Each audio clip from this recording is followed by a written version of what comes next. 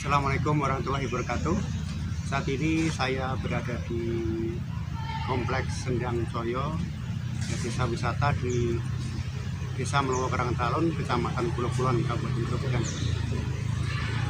Ini nanti akan saya ajak berkeliling mengetahui sekitar objek wisata Sendang Joyo di Kecamatan Pulau Kulon, Kabupaten Grobogan ini. Selamat menyaksikan.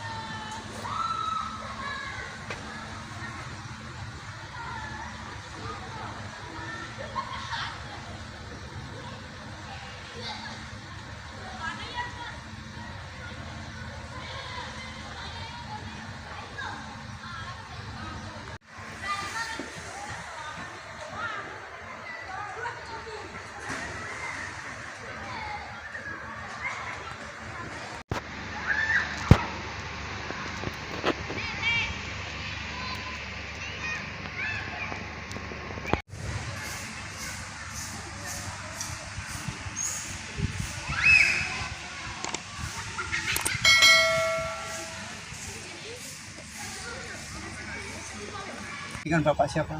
Saya Pak Triwidodo. Pak Triwidodo. Karena selaku saya kebetulan saya direktur BUMDesnya saya. Iya, jadi teman-teman tuh banyak yang kerja, banyak yang ngajar jadi guru. Iya, kebetulan saya nggak ngajar ya, saya hampir setiap hari di sini. Oh gitu. Ini Pak, saya dari Tuko ya. Datang ke Sedangjoyo ini ingin tahu bagaimana sejarahnya.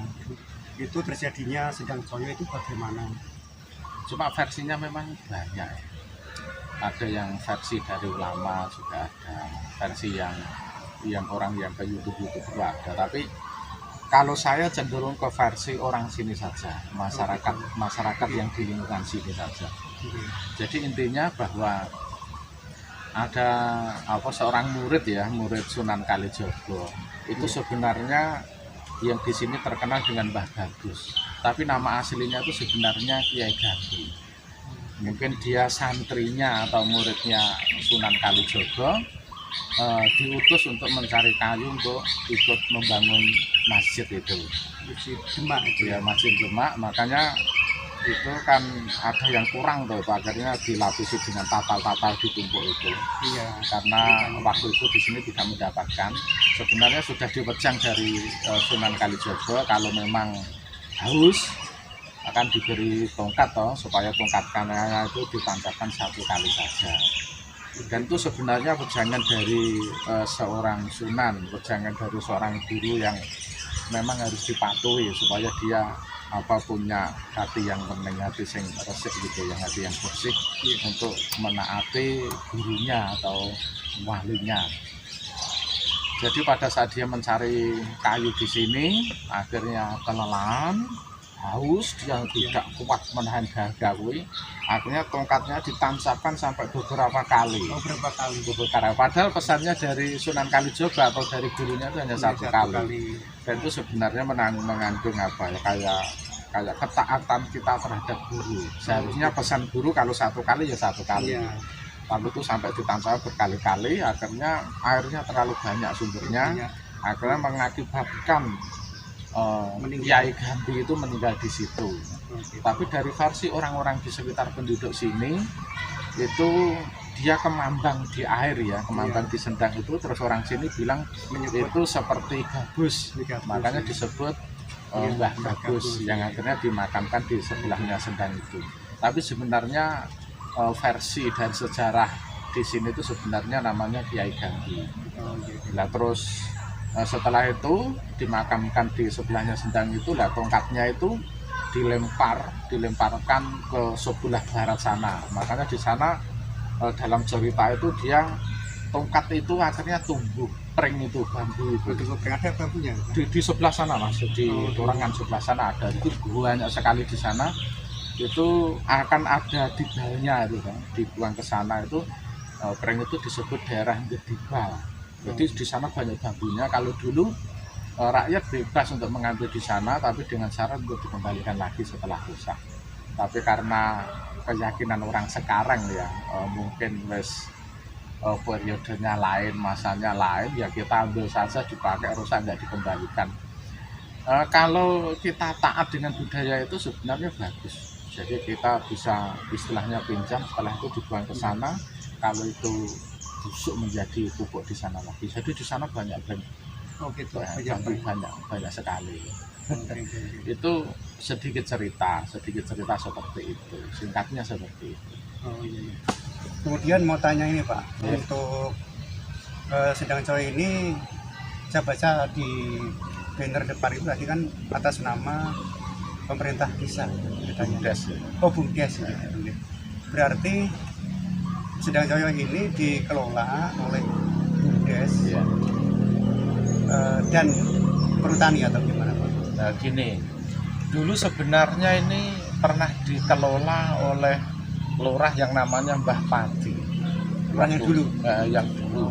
Ya. Mbah Padi waktu itu lurah itu kan nggak ada periodenya sampai tua, sampai meninggal. Tahun berapa itu?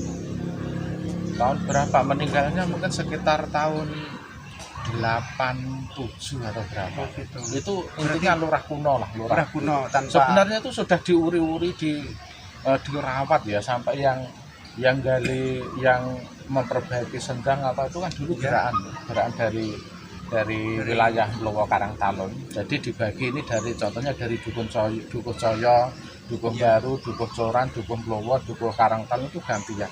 Itu memang dulu istilahnya kental sekali dengan adat ini, sampai akhirnya budaya itu betul-betul diuri-uri oleh desa. Tapi setelah Mbah Padi itu sudah sedo ya, istilahnya sudah meninggal, akhirnya waktu itu sempat terbengkalai, nggak terawat sama sekali. Ya intinya dari ada yang peduli lah, waktu itu terbengkalai. Dan setelah sudah lama sekali, akhirnya ada program ya dari Pak Presiden, Pak Joko Widodo ya, punya program bahwa setiap desa badan usaha milik desa, maka desa mendirikan BUMDes. Jadi di Mlowo Karangtalun itu BUMDesnya namanya BUMDes Pesona Desa. Karena ini bagian dari wilayah Mlowo yang nguri-nguri budaya juga Mlowo, maka akhirnya ini diserahkan BUMDes untuk ditata kelola secara baik. Jadi mulai budayanya dihidupkan kembali, air bersih difungsikan kembali, semuanya harus ditata dengan baik.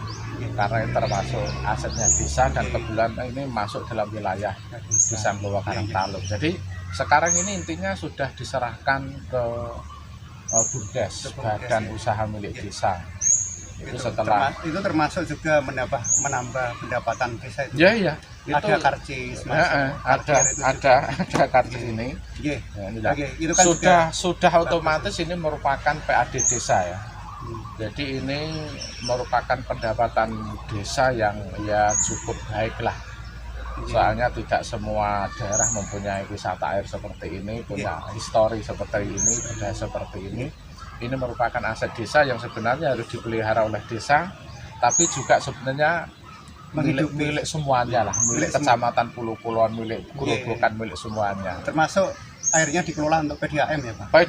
PDAM malah itu sudah dikelola sudah lama. kalau untuk musim-musim kemarau ya banyak masyarakat yang membutuhkan air tangki itu ya kita bantu. Oh, gitu. Kalau sifatnya sosial, ambil kita gratiskan. Tapi zaman dulu sebelum dikelola ini kelihatannya dibuat bisnis, Pak. Airnya diambil, dijual. Itu waktu dulu. Iya. Kalau sekarang gimana? Sekarang dikelola dengan baik ya. Diesel semuanya disediakan oleh BUMDes. Oh, sedia. Jadi tangki datang, dia tinggal ngisi. Ya kalau ganti istilahnya ongkos solarnya, ongkos tenaganya ya dalam batas kewajaran. Kami nggak istilahnya itu kan termasuk sosial ya. Kami juga nggak mereka harus mengganti biaya solar tinggi enggak. Kalau dibandingkan dengan daerah-daerah lainnya, sini termasuk paling murah. Oh, gitu. Jadi misi kami bukan hanya sekedar ekonomi bisnis, tapi juga kesejahteraan masyarakat. Kita harus juga bantu mereka. Terus Jadi, itu ada pembatasannya nggak, Pak? Misalnya 1 kali atau 2 kali itu? ya bebas sepanjang waktunya cukup. Sini dibatasi namanya. Terakhir Batasi dengan 2 desa. sore enggak, waktunya dibatasi sore sampai jam 4 atau 5. Gitu. Jadi supaya petani juga bisa menikmati air ini. Walaupun sekarang memang sudah dibangun oleh BUMDes bagus ya. Jadi petani nggak kekurangan air, sirkulasi airnya ke sawah-sawah juga sudah lebih bagus ya. Jadi sebenarnya nggak ada masalah Oh, sosial. gitu. Mengalir ke Mengalir ke ya? sawah-sawah itu. Oh, iya. Manfaatnya bagus. Iya. Tapi untuk sementara ini pengambilan memang istilahnya pagi sampai sore. Sementara kami malam belum melayani ya. Oke. Sampai sore. Gitu. Cuma ini kan juga kerjasama dengan perhutani ya. Bukan. Perhutani. Itu waktu pertama gimana, Pak? Musyawarahnya diterima dengan baik dengan perhutani atau tidak? Oh baik, perhutani juga baik menyerahkan ini kepada desa ya, karena ini memang wilayahnya desa. Kalau desa memang mau mengelola ya dikelola, dan kebetulan ada BUMDes akhirnya diserahkan ke BUMDes. Jadi ownernya, pemiliknya ini tetap perhutani. Bertani. Kerjasamanya dengan desa mengutus BUMDes kami untuk mengelola ini. Jadi kami juga harus memberi sharing terhadap perhutani, juga memberi keuntungan terhadap desa. Sebagian juga untuk BUMDes, terus sediakan lagi juga untuk pengembangan ini. Oh, gitu. Kalau perhutani sendiri ada fee-nya atau tidak, bonus atau gimana? Sementara ini dari BUMDes ya, malah dipercayakan. dipercayakan. Tapi ada istilahnya ada perjanjiannya, ada PKS-nya. Gitu. Jadi ada perjanjian kerjasama antara BUMDes dengan perhutani. Jadi kami harus sharing ke perhutani, juga sharing ke desa, juga sebagian untuk BUMDes untuk pengembangan pariwisata di sini. Iya, bagus, Pak, bisa mendukung sekali untuk ya, karena banyak sekali sekarang muncul ide-ide dari desa. Iya. Membuat desa wisata seperti desa Banjarjo, membuat desa wisata Banjarjo. Iya banyak. Di mana itu? Yang sana Jawa Dhuwur itu juga kan? Iya. Dari desa juga itu, Pak. Jadi bagus. Sekarang memang banyak bermunculan seperti itu. Cuma ya kalau mau merintis seperti di Sendang Joyo ini memang kita butuh istilahnya orang yang mau berjuang.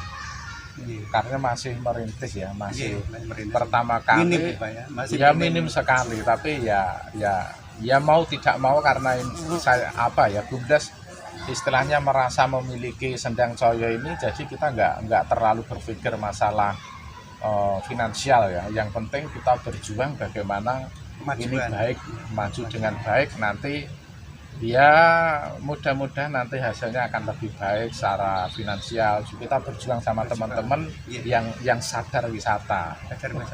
Iya. Terus pertanyaannya, Pak, untuk sumber mata air Sendang Joyo itu kalau kemarau panjang itu gimana? Masih ada airnya atau surut?